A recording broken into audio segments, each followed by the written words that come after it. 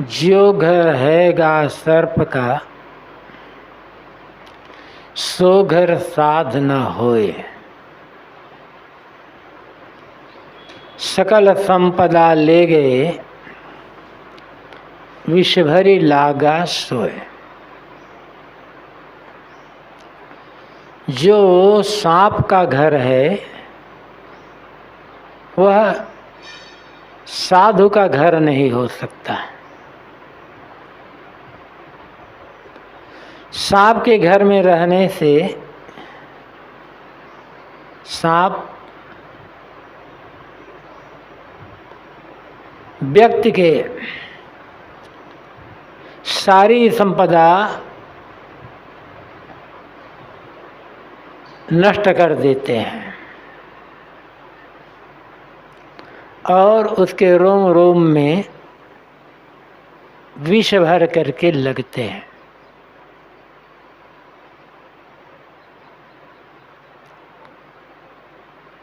सांप का घर, कोई ऐसा घर हो, ऐसी जगह हो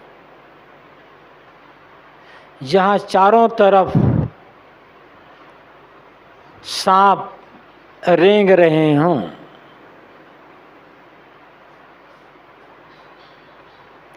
ऐसे घर में कोई व्यक्ति रहना चाहे तो सकुशल और निश्चिंत कैसे रह सकता है।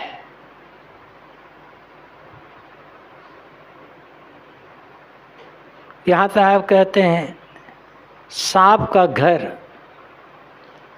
साधु का घर नहीं हो सकता है,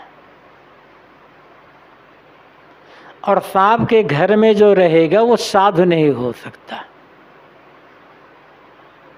इस सांप क्या है?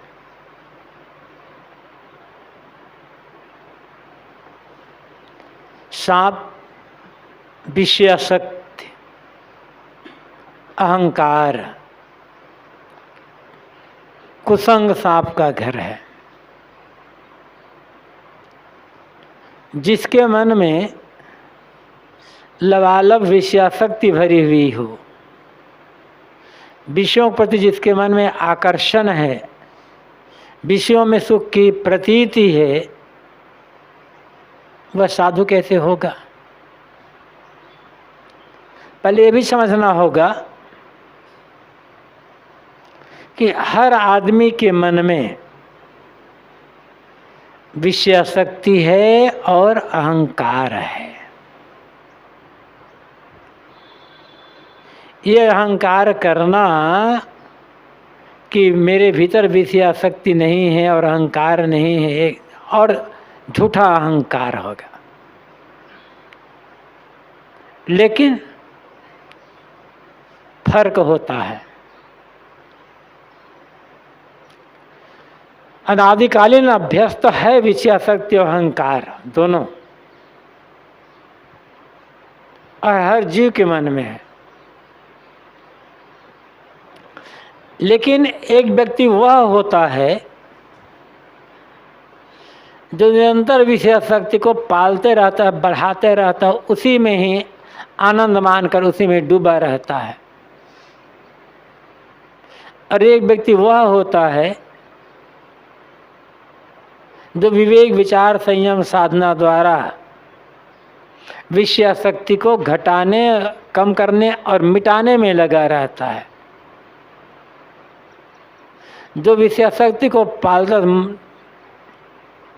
पालता रहता है, विषयों की खोज करता रहता है, उसमें सुख की निश्चय करता रहता है, वो संसारी है। और जो अंदर की विषयासक्ति को मिटाने का, घटाने और मिटाने के काम में लगा हुआ है, वो साधक है। विषयासक्ति क्या है? बाहर से सुख पाने की ललक, या किसी के प्रति न मिलने पर उदासीनता, बार बार उसकी इच्छा मन में होते रहना, संसार मात्र विषय है, शरीर भी विषय है।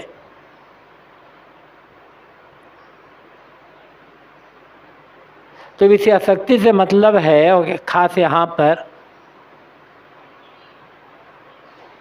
इन शब्द, स्पर्श, रूप, रस, गंध, ये 5 विषय प्रसिद्ध हैं ही, और जीवन पर्यंत इनको सबको ग्रहण करना होगा। लेकिन एक होता है इन्हें शरीर निर्वाह की दृष्टि से ग्रहण करना, और एक होता है सुख मान करके ग्रहण करना और उनमें बंध जाना, फिर उसके बिना न रह पाना। ये विषयासक्ति बंधन का कारण होती है। अब बराबर विषयों के उपभोग में ही जो आनंद मान रहा है वो साधु कैसे हो पाएगा?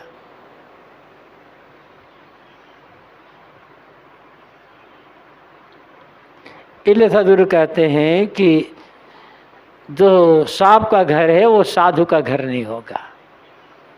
मन में निरंतर विषयासक्ति रख करके कोई साधु कैसे होगा? मैं जहाँ जाऊं लोग उठ करके मेरा आदर करे, सम्मान करे, मुझे देखते ही लोग हाथ जोड़ ले,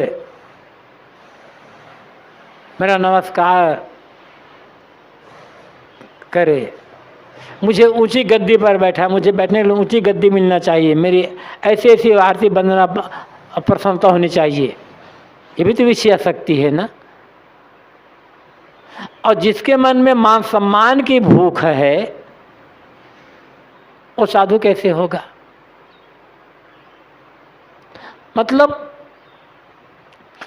किसी भी चीज में खाना है, देखना है, सुनना है, लोगों से मिलना जुलना है,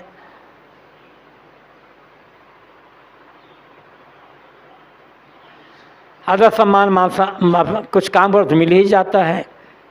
तो इनमें सुख, इनके मिलने पर सुख मानना, और सुख में भी वो सुख भी विकार उत्पादन करने वाला सुख, जिससे मन में चंचलता बढ़े, उत्तेजना बढ़े, उसका नाम है विषयासक्ति। सहज बात व्यवहार किसी बात को लेकर के मन में एक मुस्कुराहट आ गई, हंसी आ गई, लेकिन उस हंसी के पीछे कोई विकार नहीं है, मन में कोई उत्तेजना नहीं है, मन में कोई चंचलता नहीं है, मन में, तो विषयासक्ति नहीं है। देखना यही इसी को है। दूसरा है अहंकार। मैं शरीर हूँ, शरीर के नाम प्रति, शरीर और नाम रूप के प्रति मैं भाव होना। प्राणी पदार्थ जो कुछ मिले, धन मिला, पद मिला, जवानी मिली, प्रतिष्ठा मिली, बल मिला, ताकत मिली, और कुछ मिले, इनसे अपने को जोड़कर अपने को दूसरों से बड़ा माना, दूसरों को कुछ ना समझना, ये अहंकार है। और अहंकारी आदमी साधक नहीं हो सकता। अहंकार सब में थोड़ा बहुत है। मैं भाव भी अहंकार है, लेकिन ये मैं भाव कि मैं चेतन हूँ, मैं शुद्ध जीव हूँ, यह भाव भी एक प्रकार का अहंकार है। लेकिन मैं शुद्ध चेतन हूँ, मैं मनुष्य हूँ, अहंकार होते हुए भी यह बंधन का कारण नहीं बनता है। लेकिन मैं धनवान हूँ तो फिर दूसरों के जो गरीब है उनके लिए तिरस्कार भाव आएगा। मैं बड़ा विद्वान हूँ तो जो कम पढ़े लिखे हैं उनके लिए मन में तिरस्कार भाव, हीन भाव, अपने को में बड़प्पन का भाव आएगा।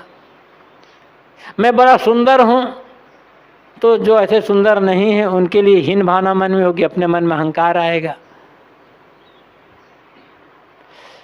अहंकार में जब हम किसी चीज़ से जोड़ते हैं, चाहे धन से जोड़े, चाहे बल से जोड़े, चाहे रूप से जोड़े, चाहे पद से प्रतिष्ठा से जोड़े, चाहे अपने को किसी बड़ी जाति बड़े वर्ण से जोड़े और सोचे कि मैं ऐसा हूँ, तो निश्चित है दूसरे मुझसे छोटे हैं। ये हीन भावना दूसरों के लिए अपने मन में और अपने लिए अहम भाव है। यह अहंकार दुखदायी होता है। जैसे मैंने कहा कि मैं मनुष्य हूँ, ये कहना भी एक प्रकार का अहंकार है। लेकिन इस अहंकार में दूसरों की हीन भावना, जैसे मैं मनुष्य हूँ वैसे वैसे सामने वाले भी मनुष्य हैं, इसमें छोटे बड़ की भाव कहाँ है। मैं शुद्ध चेतन जीव हूँ, ये भी अहम भाव है।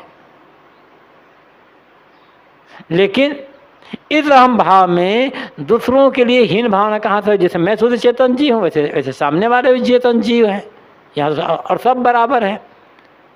इसमें कोई ऊंच नीच का भेदभाव है नहीं है। अहंकार उसे, जो वह अहंकार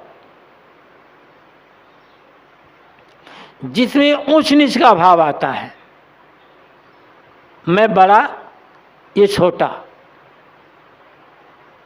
अरे कैसे कब होता है? जब अपने को संसार के प्राणी पदार्थों से जोड़ते हैं या शरीर के नाम रूप से जोड़ते हैं, तब अहंकार आता है। तो अहंकार में पड़ा हुआ व्यक्ति साधक कैसे होगा? तो अहंकारी आदमी साधक नहीं हो सकता। साधना का पथ विनम्रता और सरलता का पथ है।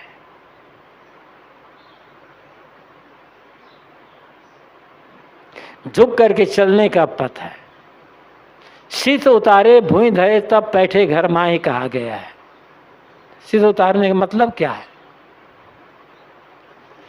सारे अहंकार को गला देना। तो विषयासक्ति, जो अंदर में विषय वासना पालता रहेगा और जिसके मन में दूसरों से श्रेष्ठ होने का, बड़ा होने का भाव अहंकार है, साहब कहते हैं वो साधक नहीं हो सकता है।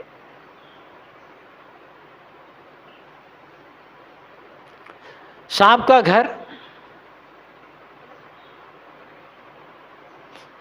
कुसंग को भी सांप का घर कह सकते हैं।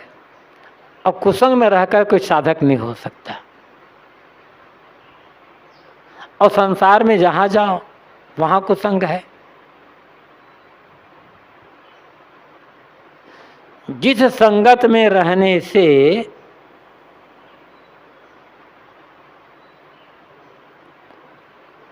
हमारे उद्देश्य के विपरीत बात सुनने को मिले, अरे ये साधना का काम तो बड़ा कठिन काम है, ये तो बड़े बड़े लोग हार गए, कौन कहाँ मन को बस में कर न सकता है, विषयों की आसक्ति कहाँ को जीत सकता है, और तमाम प्रकार की बातें जहाँ से दो दुर्गुण दुराचरण की सीख मिलती हो, ज्ञान विवेक विचार संयम साधना भक्ति धर्म, इनकी विपरीत बात सुनने को मिलती हो, और सब कुसंग है। और जहाँ ज्ञान भक्ति विवेक विचार की बात हो रही है, वहाँ से तो लोग हट रहे हैं। जिसे ज्ञान भक्ति विवेक विचार की बात प्रिय नहीं लगती है, किंतु राग द्वेष की बात, मोह माया की बात, निंदा चुगली की बात प्रिय लगती है, ये तो कुसंग है। ये तो फिर ऐसा भी साधु कैसे होगा? साधु तो वो होगा जिसे संसारिक राग रंग मोह माया और अहंता ममता निंदा चुगली आदि की बात बिल्कुल अप्रिय लगती हो। ऐसी बात सुनने का मन भी जिसे ना कहता, और जो ज्ञान भक्ति विवेक विचार की बात सुन करके खुश हो जाता हो, साधक वो होगा। कहीं के भी हो, अमुक के लिए नहीं है। सदगुरु कहते हैं सांप का घर कुसंग, अभी कहा गया है कुसंग सबे संसार है, शुद्ध संग कोई कोई। संसार में तो सब तरफ कुसंग है, शुद्ध संगत कहीं कहीं है। तो कुसंग में रस लेने वाला साधु नहीं हो सकता। सकल संपदा ले गए विध भरी लागा सोए। इस सांप सारी संपदा को नष्ट कर दिया और अपने दंशन से आदमी के तन मन को विष से आक्रांत कर दिया है। सांप आदमी बराबर डस रहे हों तो आदमी के पूरे शरीर में तो विष ही व्याप्त होगा। सकल संपदा, इस जीव की संपदा क्या है? विषयासक्ति, अहंकार, कुसंग रूपी जो सांप है, इनमें जो रस लेने वाला व्यक्ति होगा, होगा, उसकी संपदा नष्ट हो जाएगी। साधक की तो बातें छोड़ो, मनुष्य मात्र जो मनुष्य है उसकी संपदा क्या है? दया, क्षमा, सत्य, धीर, विवेक, विचार, ज्ञान, भक्ति, संयम, प्रेम, ये जो सद्गुण हैं और विजय सद्गुण, ये संपदा है। मनुष्य की वास्तविक संपदा यही है जिसे दैवी संपदा कहा जाता है। मान लो किसी व्यक्ति ने बड़ी मेहनत करके खूब पैसा इकट्ठा किया और चोर और डाकू आकर के उसके इकट्ठे किए गए सारे पैसे को, सारी संपदा को चुरा करके छीन करके ले गया।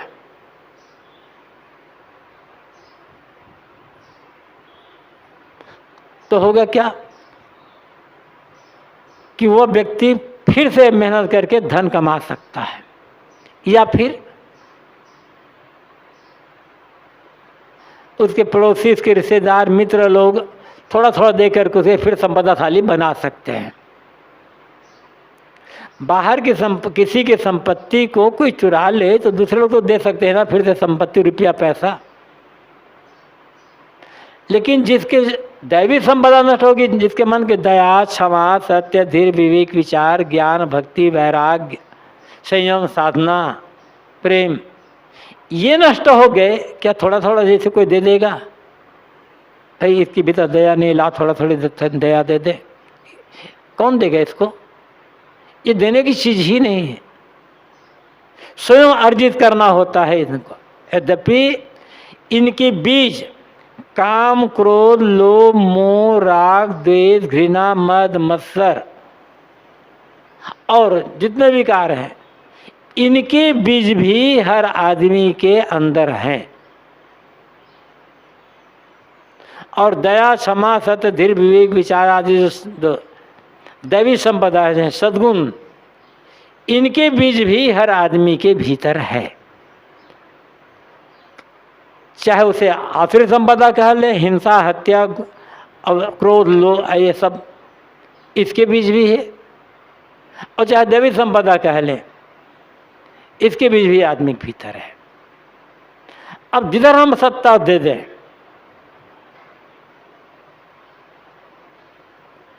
वो संपदा बढ़ जाएगी। तो जो आदमी विषयासक्ति, अहंकार, कुसंग में रस लेगा, उसकी आसुरी संपदा बढ़ेगी। काम, क्रोध, लोभ, मोह, राग, द्वेष, हिंसा, हत्या, बैर विरोध, बदला लेने की भावना, प्रतिस्पर्धा, ये बढ़ेगी। और जिन्होंने इनका त्याग कर दिया, विषयासक्ति अहंकार कुसंग का त्याग करके जो सच्चाई के रास्ते पर, त्याग के रास्ते पर, सेवा के रास्ते पर चलेगा, उसकी दैवी संपदा बढ़ जाएगी। लेकिन यहाँ साहब कहते हैं चूंकि लोग सांप के घर में निवास कर रहे हैं,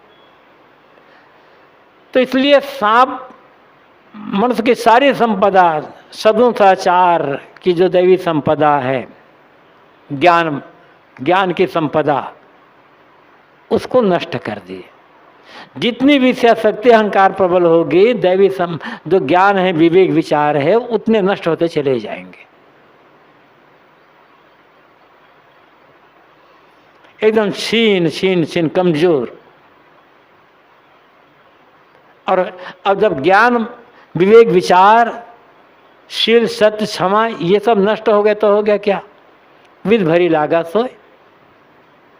विषयासक्ति का विष, मनोविकारों का विष, उससे आदमी जीवन भर आक्रांत बना रहेगा।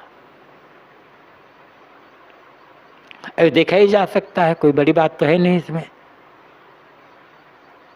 सत्संग से, संयम से, साधना से, सद्गुणों से, सदाचार से, सेवा से जो दूर भागेगा, इसका मतलब है उसके अंदर विकारों का विष भरा हुआ है, और जितना दूर रहेगा वो विकारों का विष और बढ़ता जाएगा। ज्ञान की बातें प्रिय क्यों नहीं लगती है? क्योंकि अज्ञान है। प्रेम की बात प्रिय क्यों नहीं लगती? क्योंकि मन में घृणा और बैर है। क्षमा की बात प्रिय क्यों नहीं लगती है? क्योंकि क्रोध और बदला लेने की भावना है। अहिंसा प्रिय क्यों नहीं लगती? क्योंकि हिंसा है। दया क्यों प्रिय लगती? क्योंकि क्रूरता है। दान प्रिय क्यों नहीं लगता? क्योंकि लोभ है। निष्कामता प्रिय क्यों नहीं लगती? क्योंकि कामना है। ये तो सीधी बात है, कोई नई बात तो है नहीं। तो चाहे हमें हो, चाहे और किसी को हो, सद्गुण, सदाचार, ज्ञान, भक्ति, वैराग्य, संयम, साधना की बातें प्रिय न लगने का अर्थ है अंदर में विषयासक्ति अहंकार का विष भरा हुआ है। और जितना ज्ञान भक्ति दूर हो जाएंगे, उतना वो अहंकार और विषयासक्ति का विष और बढ़ता चला जाएगा। और जिसके भीतर, जिसे बराबर सांप डस रहा है, एक बार सांप काटता है तो मौत हो जाती है, और जिसे रोज रोज बराबर सांप काट रहे हैं, उसकी दशा क्या होगी फिर? वो ऐसा समझा जा सकता। लेकिन बाहर का सांप तो कभी किसी को काटता है, उसकी तो दवा है। लेकिन विषयासक्ति और अहंकार रूपी सांप जो काट रहे हैं, इसकी दवा कौन है? बल्कि इसमें तो लोग आनंद मानते हैं ना, मानते हैं यही तो जीवन है, ये तो जीवन का सार है। तो परिणाम क्या है? वही फिर लग रहा है चिंता, शोक, भय, तनाव, हमेशा मन का अशांत बने रहना, यही तो विषय है। लेकिन इसको समझने वाले कितने लोग हैं? सावधान करते हैं, ध्यान रखना, तुम अपने को भक्त मानते हो, साधु मानते हो, तो तुम्हें विषयासक्ति अहंकार कुसंग से दूर रहना होगा। और सावधान नहीं हुए, अपने साधु भी मानते रहे, साधु होने का अहंकार भी कर लिए हो, और मन में विषयासक्ति भय कुसंग में रस ले रहे हो, तो फिर तुम्हारी साधना बनने वाली नहीं है, तुम भटक जाओगे। घुंघची भर के बोइये उपजा पसेरी 8, डेरा पड़ा काल का सांस सकारे जात। मन भर के बोइये घुंघची भर नहीं होए, कहा हमार माने नहीं, और अंतों चला बीगोए, यही है ना। घुंघची, घुंघची के बीज बहुत थोड़े होते हैं, बस ये सोना आदि तौलने का काम आता है घुंघची की बीज, जो कीमती धातु, या फिर दवाई बनानी होगी बहुत कैसे कि दवा को किस मात्रा में करना है, एक फल होता है उसके बीज घुंघची कहते हैं। घुंघची मतलब बहुत थोड़ा है। अब मतलब घुंघची के बीज मतलब यह नहीं है कि घुंघची बीज के बराबर तौल करके, ऐसा नहीं है यहाँ पर, मतलब थोड़ा सा है। अब शायद इसमें कहना क्या चाहते हैं, घुंघची भर के बोने से 8 पसीरी उत्पन्न हो जाता है, और मन भर बोने से भी घुंघची भर भी बराबर नहीं होता है। कहना क्या चाहते हैं, उपजा पसेरी 8, 5 तत्व 3 गुण दिनों से युक्त ये शरीर ही वो 8 पसेरी है।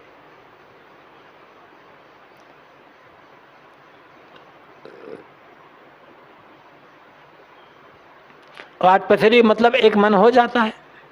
मन भर के बोइया साहब ने कहा है, पहले 40 शेर का माना जाता था ना एक मन, अब तो खत्म हो गया ये सब। थोड़ा सा बो तो 8 मन एक पसेरी पैदा हो जाता है। और मन भर मतलब बहुत ज्यादा बो तो घुंघची भर थोड़ा भी पैदा नहीं होता। तो पहली बात यह होगा है, उपजा पसेरी 8, 5 तत्व मिट्टी पानी आग हवा आकाश लेते हैं, और ये 3 गुण इनसे संयुक्त जीव इसमें है ही। इस शरीर का निर्माण होता है। यहां पर शरीर निर्माण के लिए बात कर रहे हैं, और शरीर निर्माण के 2 कारण होते हैं, एक स्थूल कारण और एक सूक्ष्म कारण। पहला साहब हम समझते हैं घुंघची भर के मतलब थोड़े से सजीव वीर्य से ये शरीर बन जाता है। ये थोड़े सजीव वीर्य से स्त्री को गर्भ ठहर जाता है, और फिर ये शरीर का निर्माण हो जाता है। और शरीर का निर्माण होते ही गर्भ में जी के जाते ही साथ में मृत्यु लग जाती है। ऐसा नहीं कि आदमी एक दिन अब दिन मरता है, जैसे ही गर्भ में शरीर का निर्माण शुरू हुआ वैसे ही मौत वहां से शुरू हो गई। डेरा पड़ा काल का सांस का रेजा। हम समझते हैं कि आदमी अमुक दिन मरता है, वो दिन तो पूरा का पूरा मरता है, लेकिन मरना उसी दिन शुरू हो गया जिस दिन गर्भ में शरीर का निर्माण, जिस दिन गर्भ ठहरा उसी दिन से ही मरना शुरू हुआ है। एक बागी को कैसे मरेगा? तो साहब यहाँ कहते हैं घुंघची मतलब नारी क्षेत्र में थोड़े से सजीव वीर्य का सिंचन करने से ये 8 पसेरी का शरीर पैदा हो जाता है। लेकिन यदि गर्भधारण करने की उपयुक्त भूमिका नहीं है तो चाहे कितना भी स्त्री पुरुष संबंध होता रहे, शरीर नहीं बनने वाला है, जीव का निर्माण नहीं होने वाला है। तो एक तो ये हो गया, ये स्थूल कारण है शरीर बनने का। दूसरा सूक्ष्म कारण, घुंघची भर मतलब थोड़ा। यदि हम मतलब एक है एक कर्म, वहां पर वीर्य है, यहां पर कर्म है। घुंघची थोड़े से सकाम कर्म करने से भी ये 8 पसेरी का शरीर का निर्माण होता है। लेकिन कोई आदमी बहुत काम कर रहा है सुबह से शाम तक, किंतु किसी भी काम में सकाम भावना नहीं है, निष्काम भाव है, तो कोई बहुत काम भी करता है, उसे थोड़ा सा भी मतलब इस शरीर का निर्माण होने वाला नहीं है।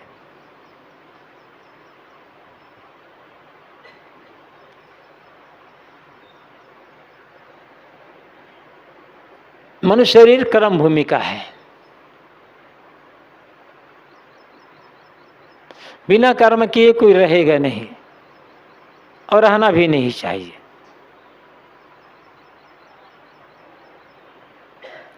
कर्मों से, सेवा से जी चुराना अपने साथ अन्याय करना है, एक प्रकार की आत्महत्या करना है।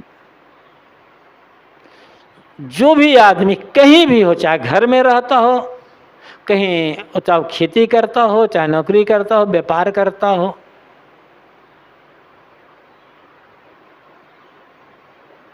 जो अपनी ड्यूटी से, अपने कर्म से जी चुराता है, मानो आत्महत्या कर रहा है, अपने अपने साथ अन्याय कर रहा है। अरे समाज से तुम्हें मिल रहा है, मजदूरी बराबर ले रहे हो, तनख्वाह बराबर ले रहे हो और काम नहीं कर रहे हो, कितना बड़ा अपराध है वो।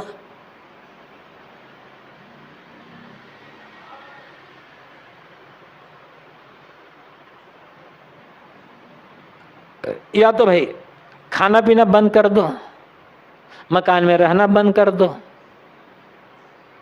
और कपड़ा पहनना बंद कर दो, बस मस्त रहो। भूख लगे पानी पी लो, किसी से मांगने की जरूरत नहीं है। नहीं तो थोड़ी बहुत मिट्टी तो ही है खाने के लिए, लेकिन दूसरों द्वारा तुम सेवा ले रहे हो, किसी के बनाए मकान में रह रहे हो, किसी के बनाया कपड़ा पहन रहे हो, किसी के बनाया हुआ उपार्जित अन्न से भोजन कर रहे हो, तो तुम्हारा या हमारा कर्तव्य नहीं होता कि हम समाज को कुछ दें। सड़क पर चल रहे हैं और भी वो तमाम चीज़ें हैं। तो मनुष्य शरीर कर्म भूमि का है, कर्म तो करना पड़ेगा, बिना कर्म किए गुजारा होने वाला नहीं है। मैंने कहा कि कर्मों से जी चुराने वाला स्वयं आत्महत्या कर रहा है एक प्रकार का। कुछ करें। अब यहां करने में दो बात है, एक तो करना है शरीर निर्वाह के लिए, मजबूरी है वो, और दूसरा करना है आत्मकल्याण के लिए, और तीसरा करना होगा लोक कल्याण के लिए। किसी भी कर्म के पीछे तीन कारण, एक शरीर निर्वाह, ये पहली मजबूरी है, क्योंकि शरीर का निर्वाह ही नहीं होगा तो क्या आत्मकल्याण है और क्या लोक कल्याण। तो कर्म करने का पहला कारण है शरीर का निर्वाह। दूसरा कारण, हम कर्म क्यों करें? आत्मकल्याण के लिए, अपने को दुखों से छुड़ाने के लिए। और तीसरा कारण, समाज से हमें कुछ मिल रहा है तो समाज की सेवा के लिए, लोक कल्याण के लिए। ये तीन दृष्टि सेवा कर्म करने में। अब इसमें सावधानी क्या रखनी है? यदि हम कुछ कर रहे हैं तो कुछ पाने की भावना रख करके कर रहे हैं, तो ऐसा, तो इसे कहते हैं सकाम कर्म। तो सकाम कर्म जब करेंगे तो संस्कार बनेंगे। चाहे थोड़ा सा भी, थोड़ी भी कामना है तो कर्म भी तैयार होंगे, संस्कार बनेंगे, और ये संस्कार पुनः देह धारण कराने में कारण बनेगा। तो घुंघजी भर के बोझिए, आप कहते हैं कोई आदमी थोड़ा भी सकाम कर्म करता है तो उसका कर्म करना शरीर निर्माण का कारण बनेगा, और फिर से देह धारण करेगा ही करेगा। जैसा सुनते हैं ना, भरत बड़े तपस्वी थे, जंगल में रहते थे, एक हिरनी के बच्चे पर मोह कर लिया, तो फिर हिरण्य के गर्भ में जाकर के मरने पर हिरण्य गर्भ में जाकर के हिरण का बच्चा हुआ के रूप में पैदा हुआ, और फिर वहाँ से आया, तब फिर मनुष्य शरीर में आकर के उसे फिर हुआ तो उसे जड़ भरत कहने लगा। कि जब उसे ख्याल था कि अरे पहले इसके पहले मनुष्य जीवन में मैंने हिरण्य के एक बच्चे से प्रेम कर लिया था, मोह कर लिया था, उसी परिणाम में मुझे हिरण्य गर्भ में जाना पड़ा, फिर मनुष्य शरीर में आना पड़ा। तो न बोलते थे, न खाने पीने पर, न स्नान में कोई भी ध्यान नहीं देते थे, तो उसे फिर जड़ भरत कहा गया। ऐसी तमाम कहानियां हैं। तो साहब कहते हैं तुम्हें कर्म तो करना पड़ेगा, जैसे कि इस वासोपनिषद में भी कहा गया, एवं तो जाने थे तो बस न कर्म लिप्यते नरे, तुम्हारे लिए कोई दूसरा रास्ता नहीं है, तुम्हें कर्म करना ही होगा, किंतु न कर्म लिप्यते नरे, कर्मों में लिपायमान नहीं होना है। दोनों बातें कह रहे हैं, कर्म करना भी है और कर्मों में लिपायमान नहीं होना। लिपायमान होने का मतलब लोभ लालच पूर्वक कर्म करना, ये लिपायमान, कुछ चाहना रखना, ये लिपायमान हो जाना है। और चाहना रखोगे, चाहना पूरी हो गई, तृष्णा बढ़ेगी, आसक्ति बढ़ेगी, और तृष्णा आसक्ति जन्म का कारण बनेगी। और चाहना पूरी नहीं हुई तो क्रोध आएगा, और क्रोध जन्म का कारण बनेगा।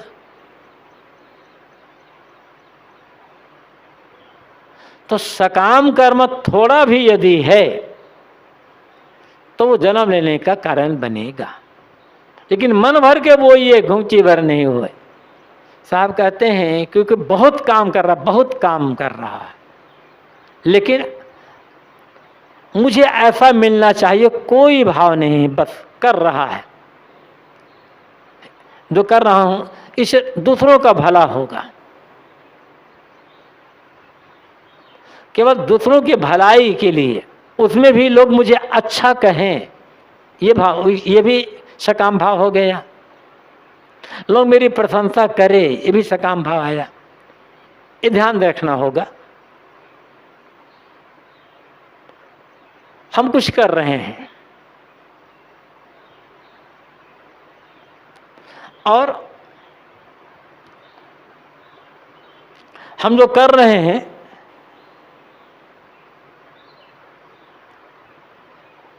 उसके कारण लोगों ने हमारी प्रशंसा की, ठीक है, उनकी भावना प्रशंसा करने के लिए लोगों ने हमारी प्रशंसा की, और प्रशंसा सुन करके हमारा मन गदगद हो गया, खुश हो गया, तो समझना कि ये काम मैंने सकाम भावना से किया है। ये खुश होना सकाम भावना का लक्षण है। और लोगों ने प्रशंसा नहीं किया, लोगों ने कहा अरे क्या सब करता है, खाली दिखावा कर रहा है, सुन करके मन दुखी हो गया, तो समझना कि मेरे मन में सकाम भाव है। करना क्या है, बस सबसे बड़ा पुरस्कार करते समय, उस काम को करते समय, कोई भी काम कर रहे हैं, लिखने का काम कर रहे हैं, भोजन बनाने का काम कर रहे हैं, या अन्य और दूसरा कोई सेवा का काम कर रहे हैं, उस काम को करते समय मन में जो आनंद आ रहा है, वो आनंद हमारा पुरस्कार है।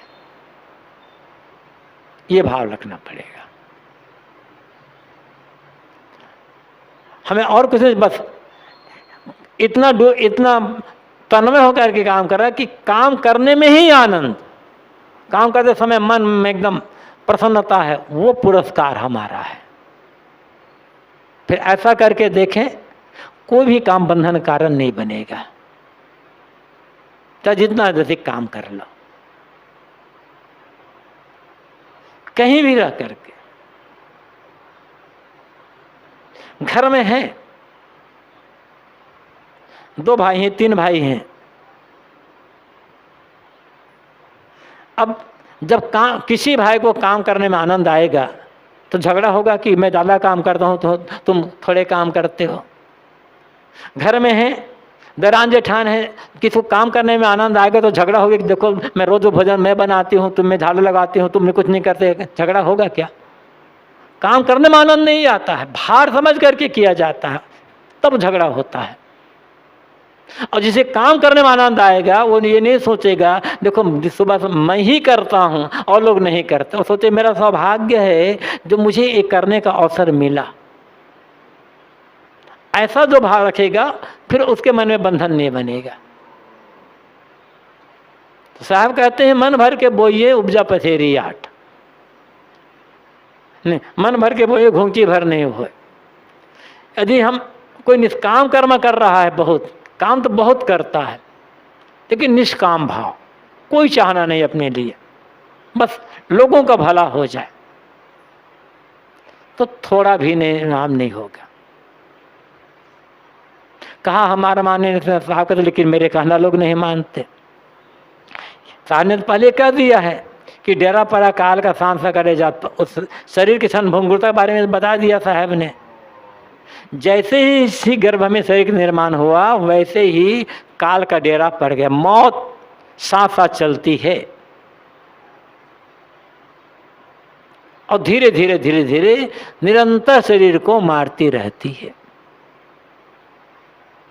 सुबह होती है, शाम होती है, उम्र यूं ही तमाम होती है।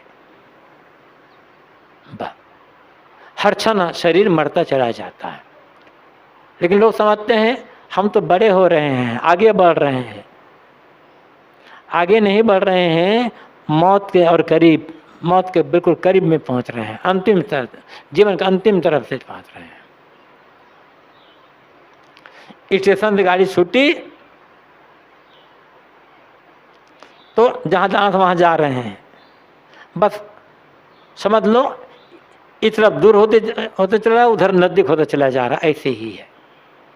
यहाँ से अंत में साहब कहते हैं कहाँ हमारा माने, मैं जो कह रहा हूँ मेरे लिए कारण कार्य की व्यवस्था, मतलब साहब कहते हैं शरीर का निर्माण एकाएक नहीं होता, अचानक नहीं होता, हर कारण के पीछे कोई ना कोई कार्य होता है। संसार में कारण कार्य की एक व्यवस्था है, लेकिन लोग इस व्यवस्था को समझने का प्रयास नहीं करते। या तो लोग भौतिकवादी दृष्टि अपना लेते हैं, या फिर संसार में इतना डूब जाते हैं लोग लालच में कि सेवा का भाव छूट जाता है। अंत में चला भी अंत में सब कुछ को छोड़ करके अकेले चला जाता है, रोते पछताते। छोड़ना तो सबको है, लेकिन एक छोड़ने के पहले छोड़ा, खुशी से छोड़ दिया, और एक मजबूर होकर के छोड़ रहा है। दोनों में अंतर है। पहले से छोड़ दो, छूटने पर कोई दुख नहीं होगा। पहले छोड़ना मतलब लोभ लालच मोह छोड़ना, ये पहले से छोड़ना है। अब लोभ लालच न छोड़ो तो अंत में तो छूटना छूटना है। तो फिर रोते हुए विदा होना है। शरीर का निर्माण तो हो ही गया है, और दुनिया से हमें बहुत कुछ मिल ही रहा है। साहब कहते हैं बस देना सीखो, दुनिया को देते जाओ। जो देना देगा उसके मन में कभी विषाद नहीं होगा, और जो जिसके मन में पाने का लोभ है, चाहे वो सम्मान ही पाने का लोभ, लोग मुझे अच्छा कहें, ये भाव जरा सा भी है तो वह हमेशा उसका मन हमेशा विषाद से भरा रहेगा, शिकायत से भरा होगा। और जिसका मन विषाद और शिकायत से भरा है, जीवन को समझेगा कहाँ वो? उसे तो रोते हुए जाना पड़ेगा ना, मैंने इतना इतना किया लेकिन लोगों ने मुझे समझा नहीं, मुझे आदर, यहाँ तक आदर भी नहीं दिया मुझे। आदर मिल जाएगा तो क्या फल मिलेगा? भूख दूर हो जाएगी, कल्याण हो जाएगा। तो आप कहते हैं समझो, सेवा करो, सेवा ही में ही, सेवा करने में ही प्रसन्नता मानो, ये पुरस्कार है। फिर ऐसा करने वाले व्यक्ति को कहीं भी बंधन नहीं होगा। आज बस इतना।